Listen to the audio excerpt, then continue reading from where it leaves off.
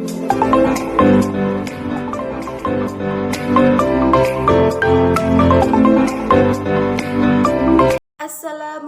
warahmatullahi wabarakatuh. Di sini saya akan membawakan tentang analisis Pancasila dalam perspektif Islam. Pancasila adalah dasar dari ideologi-ideologi negara Indonesia. Namun, ini terdiri dari dua kata dari Sanskerta. Panca berarti 5 dan sila berarti prinsip atau asas. Pancasila merupakan rumusan dan pedoman kehidupan bangsa dan bernegara bagi seluruh rakyat Indonesia. 5 sendi utama penyusunan Pancasila adalah ketuhanan yang Maha Esa, kemanusiaan yang adil dan beradab, persatuan Indonesia, kerakyatan yang dipimpin oleh hikmat kebijaksanaan dalam permusyawaratan perwakilan, dan keadilan sosial bagi seluruh rakyat Indonesia. Dan tercantum pada alinea keempat pembukaan Undang-Undang Dasar 1945. Meskipun terjadi perubahan kandungan dan urutan 5 sila, Pancasila yang berlangsung dalam beberapa tahap selama masa penyusunan Pancasila pada tahun 1945, tanggal 1 Juni diperingati sebagai hari lahirnya Pancasila. Pancasila, sila pertama, ketuhanan yang Maha Esa. Sila pertama yang berbunyi ketuhanan yang Maha Esa merupakan sendi tauhid di dalam Islam. Sudah menjadi fitrah secara naluriah, memiliki potensi bertuhan dalam bentuk fikir dan zikir dalam rangka mengemban misi sebagai khalifah fil ardi, serta keyakinan yang terkandung tidak sanggup untuk dikatakan, yaitu kekuatan yang maha segalanya, sebuah kekuatan di atas keadaan fana. Hakikat tauhid di dalam Al-Quran sangat jelas termaktub dalam surat Al-Ikhlas ayat 1-4. A'udzu billahi minasyaitonir rajim. Bismillahirrahmanirrahim. Qul huwallahu ahad. Allahus samad. Lam yalid wa lam yulad wa lam yakul lahu kufuwan ahad. Sangat jelas sekali bahwa dalam Islam, umat manusia harus mengakui adanya suatu Tuhan yang diyakini dan disembah. Begitu pula dengan Pancasila yang menyatakan adanya ketuhanan yang juga satu. Meskipun berbeda agama, Allah tidak pernah memaksa hambanya untuk menyembah kepadanya, karena kesadaran bertuhan merupakan fitrah, seperti yang telah dijelaskan di atas. Selain itu, salah satu bentuk toleransi dalam Islam yaitu lakum dinukum waliyadin, yaitu bertuhan mengenai tidak memaksa orang lain untuk masuk dalam Islam secara paksa. Dalam sila ini terdapat unsur-unsur yang melibatkan hubungan antara manusia dengan Tuhan, yang dalam Islam disebut hablum minallah. Dalam berhadapan dengan Allah, seorang muslim menempati kedudukan sebagai hamba, sehingga tampaklah kepatuhan dan kecintaan dalam pengabdian. Dengan demikian, terdapat keterikatan yang kemudian melahirkan komitmen atau dimensi akidah.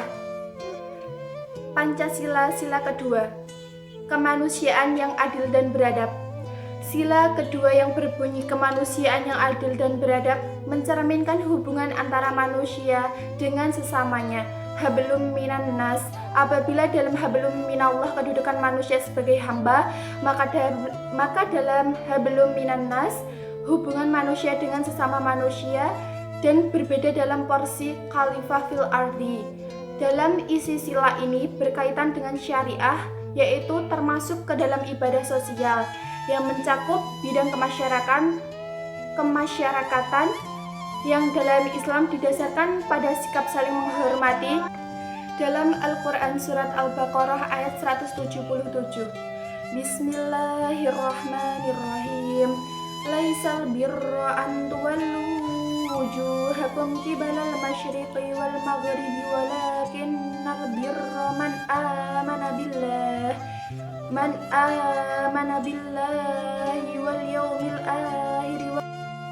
yawmil akhiri wal malaikati wal kitabi wan nabiyyin وآتى المال على حبه ذوي القربى واليتامى والمساكين وابن السبيل والسائلين وفي الرقاب وأقام الصلاة وآتى الزكاة والموفون بعهدهم إذا عاهدوا والصابرين بالبأساء والضراء وحين البأس أولئك الذين صدقوا wa ulaika humul muttaqun. Allah menjelaskan dengan rinci hakikat berbuat kebaikan yang dimulai dari ibadah, ritual hingga ibadah sosial. Pancasila sila ketiga, Persatuan Indonesia. Sila Persatuan Indonesia pada prinsipnya menegaskan bahwa negara Indonesia merupakan negara kebangsaan, bangsa yang memiliki kehendak untuk bersatu, memiliki persatuan perangai karena persatuan nasib.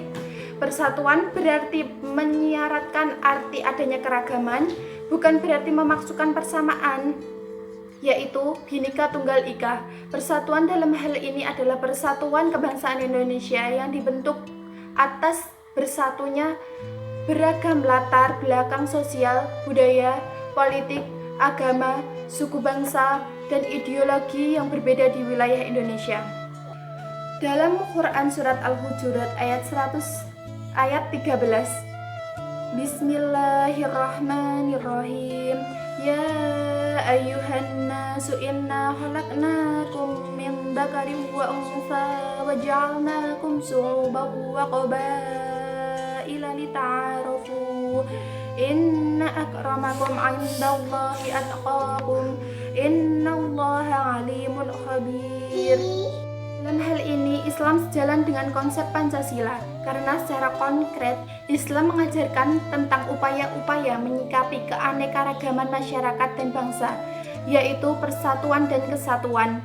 Manusia perlu diikat oleh persaudaraan. Persaudaraan yang dimaksud adalah persaudaraan universal, di mana umat manusia diikat tanpa mengenal warna, identitas, etnis, dan agama yang dipeluk. Nilai-nilai tentang persaudaraan ini sangat jelas disuratkan dalam Al-Quran seperti semua muslim adalah bersaudara, Quran Surat Al-Yunus ayat 4, dan umat manusia adalah umat yang satu, Quran Surat Al-Baqarah ayat 213. Pancasila sila keempat, kerakyatan yang dipimpin oleh hikmat kebijaksanaan dalam permusyawaratan perwakilan, tertuang pada Quran Surat Ali Imran ayat 159. Bismillahirrahmanirrahim.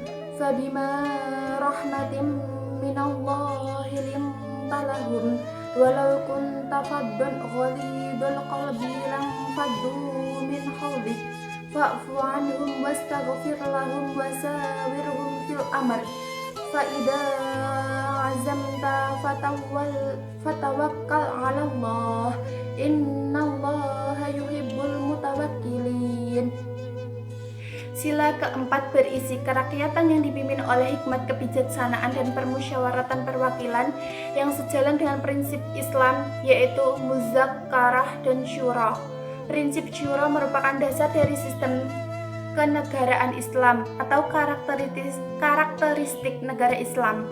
Uniknya, prinsip syura ada di dalam Pancasila.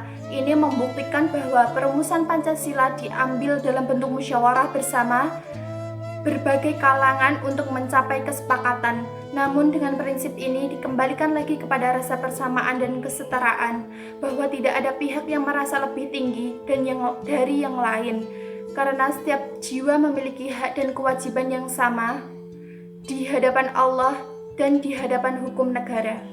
Sila kelima, keadilan sosial bagi seluruh rakyat Indonesia. Keadilan sosial dalam Pancasila mencakup segala bidang kehidupan, artinya semua dan setiap bidang kehidupan harus dijamin untuk bisa dinikmati keadilannya. Baik kesempatan menikmati keadilan di bidang hukum, politik, ekonomi, sosial budaya, dan pertahanan, ada alasan untuk menerapkan perlakuan yang berbeda, baik dalam hal status, kedudukan, golongan, keyakinan, ras, dan sebagainya. Tidak berhak untuk bertindak diskriminatif, dan keadilan sosial merupakan ujung harapan dari semua sila-sila lainnya.